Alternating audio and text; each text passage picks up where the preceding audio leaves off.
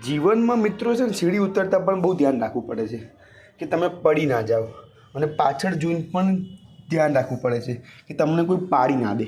કારણ કે અત્યારના જમાનામાં કોઈના ઉપર આંખ બંધ કરીને ભરોસો કરવો એટલે છે ને આઈ થિંક આપણા જીવનમાં સૌથી મોટું દુઃખ બોલાવીએ છીએ અત્યારે એવું છે.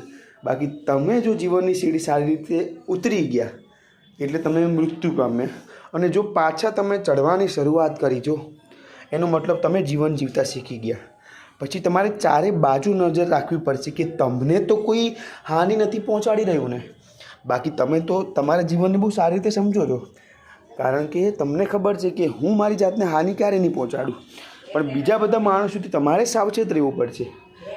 અને પાછા નીચે જવું એનો મતલબ ખબર પડી જાય તો તમને હું કહી દઉં વાલાઓ કે જીવન એક સુખ દુઃખની એક અપ્સ એન્ડ ડાઉન્સવાળી ચાવી છે. એટલે ચાવી માનો કે પછી એને દવા માનો, જે માનો હોય.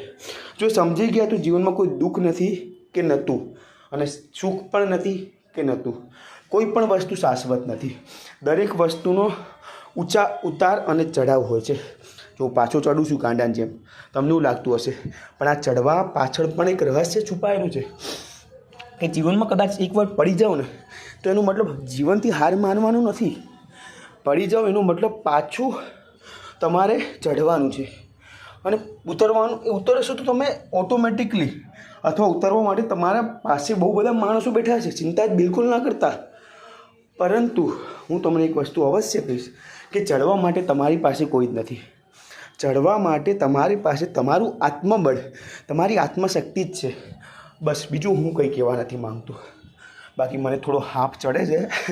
આપણે ગુજરાતીમાં, પ્યોર ગુજરાતીમાં હાફ કહેવાય. હું તો તમને એટલું જ કહું, થોડો હાફ ચડવાનું. ઉપર નીચે કરશો ને તો પણ અટકી જશો ને તો હાફ નહીં, ઉપર યમરાજ દાદા જોડે જવું પડશે. એ આપણી હજી ઉંમર નથી. આપણે સ્ટ્રગલ કરવાનું છે, આપણે મહેનત કરવાની છે, અને નિરંતર કરતું રહેવાનું છે. પછી ચર્ચા અને કમ્પ્લેન અને એક્સક્યુઝ નહીં આપવાના. ઉપર નીચે કરતા રહો છો ને તો જ જિંદગી સારી ચાલશે યાર.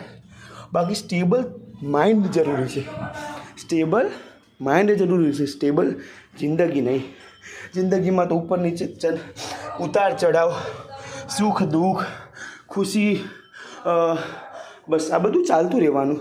સમજવાની વાત છે બસ. તમે જેટલા જલ્દી સમજી ગયા એટલા જલ્દી તરી જશો. બીજું તો જો થોડો હાફિયા પછી પણ મસ્ત જ લાગું છું, કારણ કે હું તમારા માટે જીવું છું એટલા માટે.